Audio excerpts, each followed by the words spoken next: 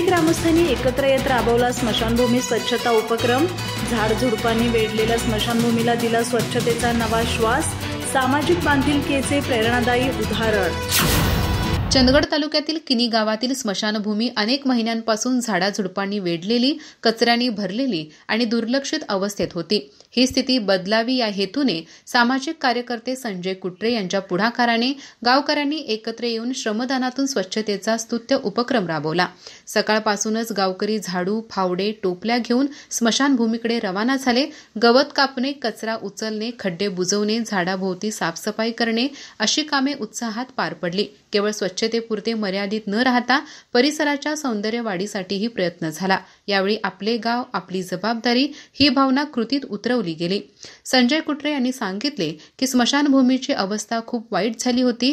अंत्यसंस्कारासाठी येणाऱ्या नातेवाईकांना त्रास होऊ नये यासाठी आम्ही हा उपक्रम राबवला। गावकऱ्यांनी उत्स्फूर्त सहभाग दिला आणि हा उपक्रम यशस्वी केला।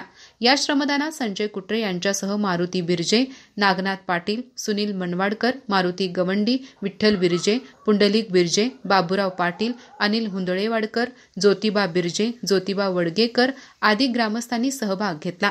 शासनाच्या योजनेपेक्षा ग्रामस्थांचा एकोप्याने घेतलेला हा पुढाकार सामाजिक सलोख्याचे आणि ग्रामीण विकासाचे उत्कृष्ट उदाहरण ठरतो आहे।